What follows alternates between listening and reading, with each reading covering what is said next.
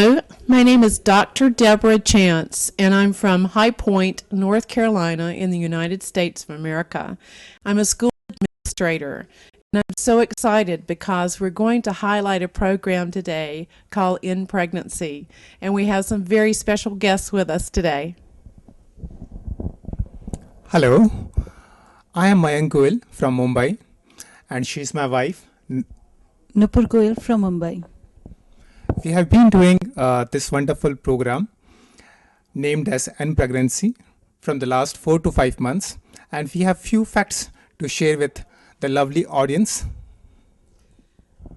And the thing that I'm really interested in learning about within pregnancy, the whole concept is there are 3 phases to the program. And the first phase is called mothering the mother, right? And so I'd like to find out about what is this about and how is this different from any other pregnancy care program? I think mothering the mother means taking out the hidden love which is already there, as it is said in Vedic tradition that there is nothing beyond a mother's love. And you, me, and all of us have experienced at some point of time the divine love or the motherly love. And to a child, the first love that comes in his or her explanation, understanding, is the love of a mother. Correct. And for me, this program has actually given me an insight that what actually being pregnant or conceiving a child or carrying a child is. Like earlier, it was a totally different concept about having a baby. It was just a social responsibility. Now, after doing this program, I have came to know that it is not just a social responsibility to be fulfilled. It is just creating something that you can beyond imagination. It's really beautiful.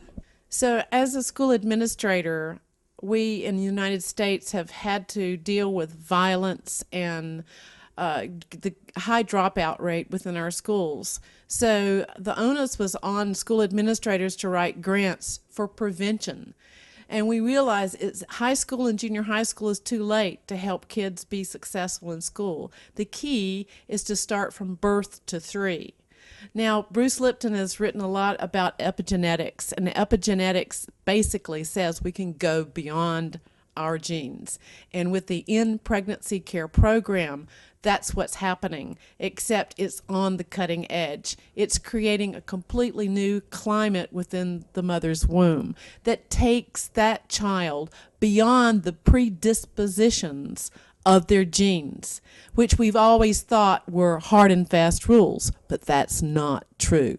So let's find out what's happening to take a child beyond the predisposition of genes, the epigenetics of this program. So, in that sense, I can say that yes, to a great extent, the program has helped us to overcome the instilled negative patterns in us. Like this program has really helped us to work on our conflicting patterns that are like the cognitions that we had since we were small child.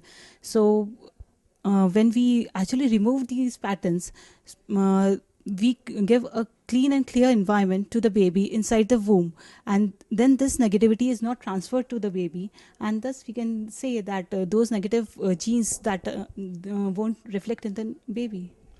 So you remember the story about Uncle Dave? Always had a bad attitude, and they called Uncle Dave bipolar because he had up and down mood swings. And it used to be that science said these mood swings and that irritability was genetic. Well, that's not true. So the epigenetics of this means that just because you have brick doesn't mean that the brick is the actual building. You take the brick and you create the building the way you want it to be with the use of the DNA. So epigenetics means taking those brick, which is you aligning yourself with being pattern free and creating a baby that's not irritable, even if Uncle Dave did have that in his genes, or even if Granddad did have that in his genes. So you're actually recognizing the genetic structure and you're recreating the baby based on what you designed that baby to become. Is that correct? In fact, I would like to add to the statement that yes, in the last 4 to 5 months, we have seen a great change in our lives, the way we interact with each other, and the way I can sense the feeling connection with her. And both of us have flowered. And we being in the space of taking the responsibility for our child, we being in the space to make our child the way we really want him or her to be. That excitement, that responsibility is bringing out the best within us, which is beyond our patterns, which is beyond our genes, which is beyond our understanding of the society. So, when we're talking about you creating the environment for this child in the womb, the child is actually interacting, or when does the consciousness come into the child? I mean, the research is saying that the consciousness doesn't actually enter the womb until the baby is born.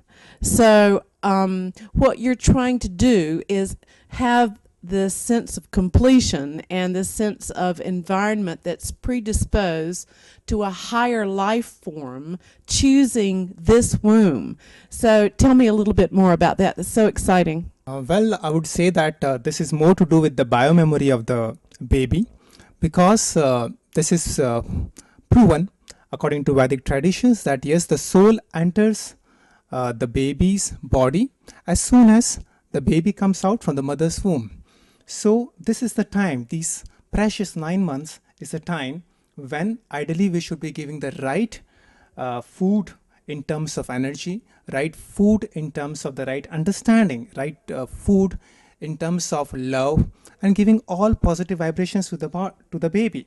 This is what we call it as building up the biomemory of the baby. Especially we have been talking about the four tattvas, which are authenticity, integrity, responsibility, and enriching.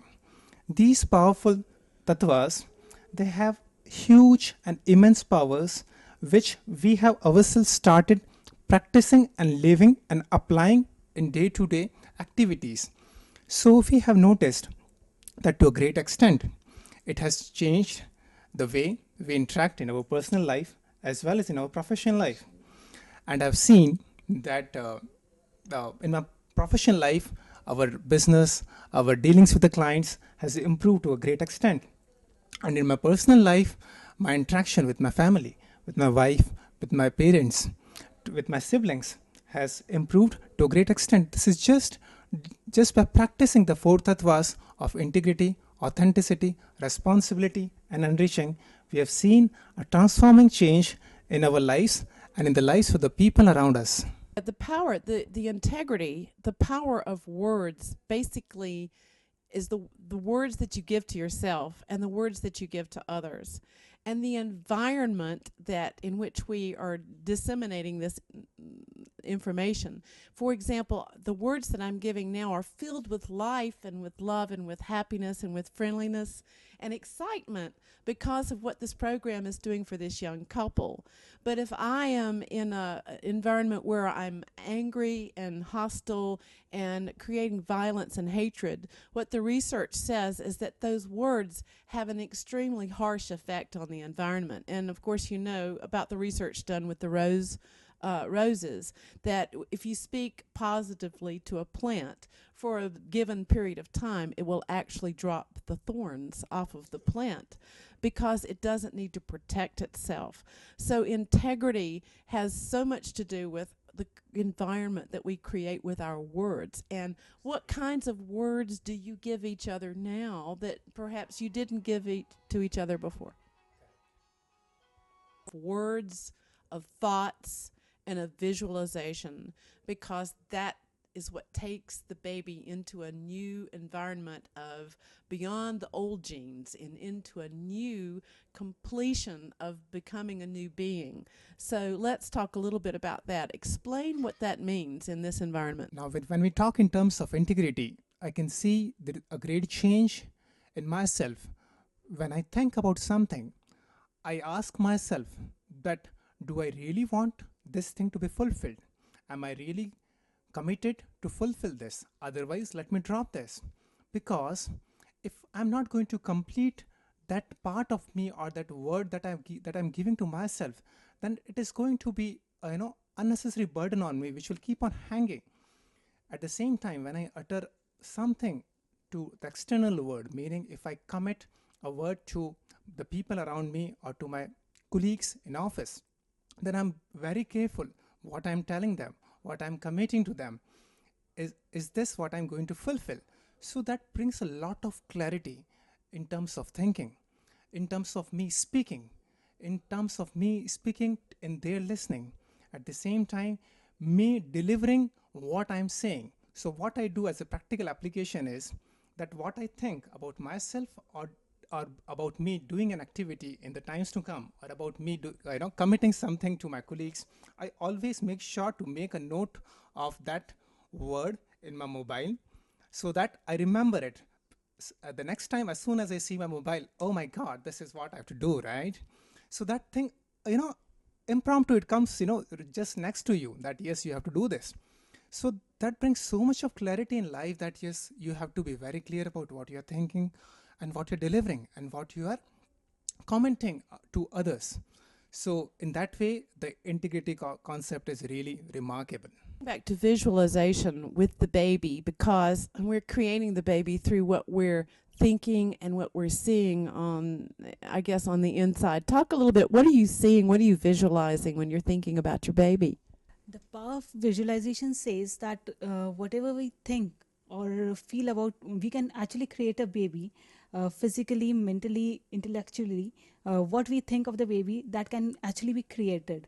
So, like when I communicate with my baby, or like when I connect to the baby, I usually think about Swamiji. And one more thing, like I'm quite attached to Lord Krishna. So these are the two thoughts that usually run through my mind. And this is what I want, like a baby who's divine, with a right intelligence about living life, already blessed with these four principles, living those four principles, and living in completion. So the visualization has to do with seeing the highest potential of that baby and going beyond any resistance patterns or any old. For some of, I think completion must be a new term. So let me clarify it for our audience that completion is we being in the state of, we being in the present moment, and we being able to take spontaneous decisions, so that we are not hanging on our past to in order to decide something. So it is the spontaneous decision taking ability that comes with completion. Whenever we are taking a decision, there are so many voices. So completion, when we're talking in terms of completion, it's a state of purnatva or wholeness. And it's not taking the past, the negative aspects of the past, into the future. So that's a sense of wholeness or completion, feeling in a state of bliss and in a state of continuous acceptance of yourself and others. So, this is the type of baby that you want to create, one that is living in wholeness and one that is responding beautifully to the environment. But yet, here's the baby, and the baby is in the mother, and yet here's the dad. And how can the dad, he's already given his DNA, how can you shift that DNA because it's already there growing in the womb? How does that work? The father plays a big role and a major role in forming the DNA. So, though the baby is inside the mother's womb, still the father's DNA is the basis of this creation. So, the father's patterns are already part of the DNA. Hence, once the father comes out of his patterns, then all those patterns or incompletions will not be there in the baby as well. So this really is a process of moving together, recreating who you are right now, and that environment goes into the child. It's not about what the predisposition of the DNA structure was at the moment of conception, because it's flexibility. It's constantly evolving, even in the present moment. So even an argument that you had last week may not have any effect on the child because you're in a new state of completion now, right? So tell me about the in-laws. How do the in-laws play a role in creating this constant, beautiful completion mindset? Okay, in-laws are very integral part of the family. Like I'm staying with my in-laws, and earlier, like I was having problem. Like I was looking at my in-laws with their patterns and with my patterns. But during this program, I came across this technique of completion. I did completions, and I came to know that this is not what they are. It is just their patterns that are ruling them, and it is me who's looking at them with my own patterns. And that was the actual conflict. The actual conflict was there only. So once I went into completion process, I did my completions. I started looking at them with a totally different cognition. So now, whatever they say, whatever they do, that doesn't affect me personally to that deep level, to the level that it was actually doing me. Now I look at them as okay, this they are saying this just because they are governed by their patterns. Something happened in their life, because of that they are saying this. It's not that they are saying personally to me. So this has actually changed the environment of the home. Makes great sense. Makes great sense. So we're talking about conflict-free living. And this is the state that we were meant to live in. And there's no doubt that when I met this young couple, I could, before they even said one word to me, I could see by the radiance in their eyes and by the acceptance in their body language that these were mature souls that were going to attract a child that was functioning from a level of conflict-free life. Can you imagine, I, as a school administrator, and parents across the world, knowing that we can construct a future based on children living happy and friendly and free and having a golden childhood, not influenced by the outer conflicting patterns of drugs and alcohol and violence, that this will be an obsolete type of thing that will no longer exist, because now we're taking the driver's seat to create completion within our babies that are being born in the world and creating complete parents. So I'm seeing so much love in both of you, and I know that this is a result of going through this whole process. So can you take us back through mothering the mother, and who were you when you first started? And were you a little bit grouchy, or exactly what kind of process have you seen yourself grow through? Like mothering the mother, this process started a few months back, like 4 to 5 months back. And earlier I conceived with my choice, but it was sort of somewhere, it was more of a social responsibility to be fulfilled. Like, okay, you're married, you have to have a baby now, and everything like that. Somewhere I wanted a child, but my patterns like were actually blocking me from taking the decision. He was always ready for that, but I was only the one who was resisting it. And why? Why were you resistant to it? Is it because you wanted to stay in good physical shape, or you were afraid you would get depressed? I mean, what was it that you were resisting? What resolved in this process was that when I was in my mother's womb, the environment that she went through was something that has impacted me a lot, and might be that was the reason. Because of that, I was quite a bit resistant to it. That would I be actually able to give a proper environment, a proper upbringing to my child? What what things I felt that were not present at the time when I was in my mother's womb, would I be able to give that to my baby? That was the thing that were actually holding me back from taking this responsibility. And so tell me about, did you have a breakthrough? I mean, did you all of a sudden wake up one morning and think, I can do this? I'm with the program. What happened? Yeah, actually, there were many low moods with this program. Even when I was doing this program, I was sometimes resistant to it as well. Like whatever was told to me, I was like, okay, giving fake excuses to it. Like I won't do it. Okay, I'm not getting the time or anything. They were not actual reasons for not doing those things. But one day when it went over my head and I finally realized that I have to be with this, I took a decision. He helped me a lot with this. And yes, I woke up and just said that, yes, I can do it. And then was that the turning point when you decided, you made a commitment, and then did you just keep on thinking that, or what happened? Yes, that was the moment when I decided that yes, I have to do it. I have to take the responsibility of the child, who's of the baby who's in my womb, and that was since then that moment I'm doing my best.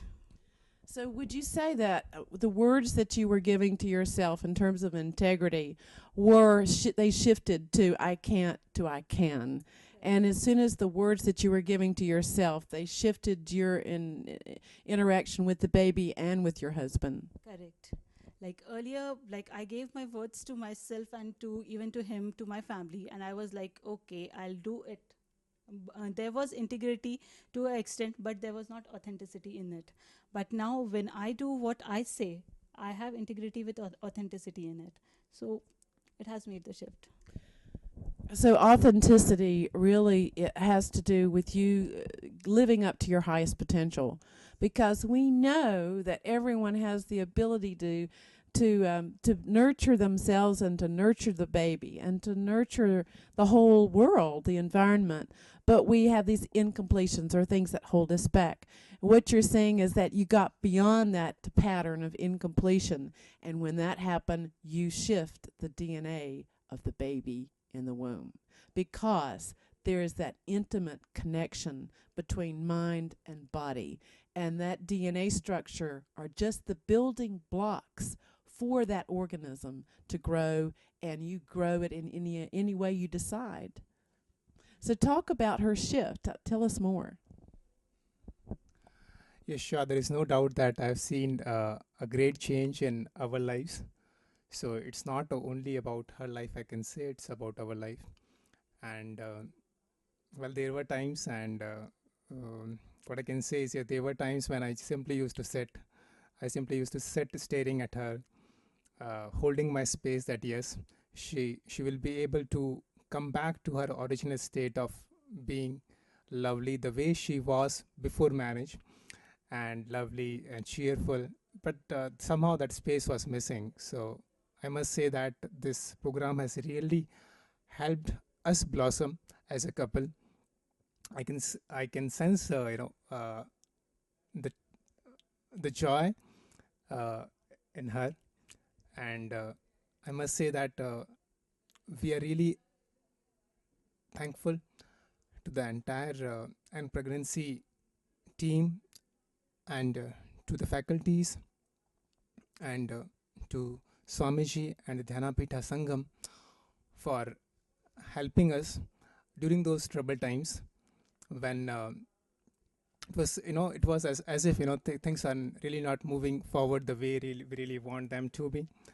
But I must say that we as human beings, we are not just human beings, we are divine beings, and holding our space in the right way and positive way, we can create our realities the way we really want them to be. And this has worked for me, for us, and I really believe that if it has worked for me, then it can really work for you, because we are all same. It shows that there's hope for the future, and it shows that every child, regardless of what their predetermined or predisposed genetic structure is, it can shift. And that people, you as the parents, can come into completion and create that completion component for your children so that they live their highest potential, living as beings on a divine level, beyond conflict, beyond violence, and living in a state of purnatva, completion and fullness. So, this preparation in this program is very thorough, and it's not just visualization, it also has to do with puja, chanting, using sound as therapy. Basically, from drawing from the ancient Vedic knowledge of how chanting and sounds can have a very profound effect on the environment, and yoga. So, tell me what is involved in this whole package and how do you see it working? So this entire program covers a whole lot of things, which includes music therapy, Garbh Samvad. Garbh Samvad means ancient mantras, which are which Nupur listens on daily basis, which forms the biomemory of the baby. In addition to this, it also comprises of several yoga and pranayam techniques. We doing daily exercise with the rose plant, sending our love vibrations towards the rose plant, and we have seen the rose plant blossoming like anything, and few of the thorns have started dropping. So this is a practical application of we sending our, just by our vibration we can actually bring a great change in the energy level of the plants, so that same change will come in the baby as well. Apart from this, she also listens to the Akashic readings, which are basically sacred mantras, which talks about the great truths of life, death, renunciation. So these are the important and vital truths of human life, which are given to a baby while it is in mother's womb, so that the baby is well prepared about how to play the game of material life. Apart from this, There are various meditation techniques as well, like Mahamantra meditation, and that is basically the humming meditation that is done to tune in the body with the only humming sound. Once the body becomes one with humming sound, you feel like you are in bliss. So that feeling is actually transferred to the baby through the umbilical cord, and that environment is created inside. So these are all the things that are actually practiced in this program. So I'm getting really confused now because the baby doesn't enter the body until birth, but yet you are chanting the mantras and doing the yoga and doing the sound therapy, but there's nothing there that's really absorbing it, right? Or what's going on? so actually there are two parts of the biomemory. One is a conscious part, which actually forms when the soul enters in the baby's body, and the other is the physical part, which is there in the mother's womb. Now by we as a couple practicing these tattvas, we are actually removing our negative patterns. We are preparing the physical biomemory of the baby to be in a state to receive a frequency, a soul of the same frequency. By that, once the physical biomemory of the baby is in a positive note, is in high energy mode, then the same soul, then it attracts the same soul. So that way, our practicing of the four tattvas and we being in a state of completion and we giving the babies the mantras and the techniques, they play a great role in forming the physical biomemory of the baby. So, can you feel that environment thriving within your womb or within that area of your body? Okay, yes, you asked me about that environment, that what I'm feeling inside me. Yes, I'm whatever I'm feeling inside me, I'm giving that out. Like I'm feeling complete inside. That's why I don't find faults with people now. It's like feeling complete with everything, anything and everything around me, and that is the same thing that I'm giving my baby. The same environment is being given to my baby, and this is what he's experiencing. So there's this new way of you living your life, and it's an environment that is both within your womb, but you're also radiating it on the outside in the way you interact with other people. So how does that translate into your relatives? How does that? What kind of relationship are you having with them now? Relations with my relatives have changed, like they have actually blossomed. Uh, the way I'm feeling, that's the way they are feeling now. I can say, the entire it is the entire body language that has changed. And once, our happiness or joy that reflects in our body language, the same, goes to the other person and reflects back. So that is what, I can sense in her body language. So that is what maybe you can sense in my body language, right? I can certainly sense it because it's having such a powerful effect on me as well. And I'm sure it is on the people who are listening. So, we're talking about recreating your whole field. It's not just you as the mother, you're recreating me and how I'm feeling, and other people that you are engaging in conversation and coming in contact with. So, you're affecting, as a mother and as a couple, you're not just affecting the baby, you're affecting the entire world and creating a conflict free living environment. So, with the environment being prepared the way it is, and there's so much radiation of love and completion and gratitude, this means that the consciousness will express those same qualities. Definitely. The solution for our problems in society really are to be able to give birth to children who are complete, to give birth to children who can live in our society and create the optimal potential for our society to live the highest level of a conflict-free living zone.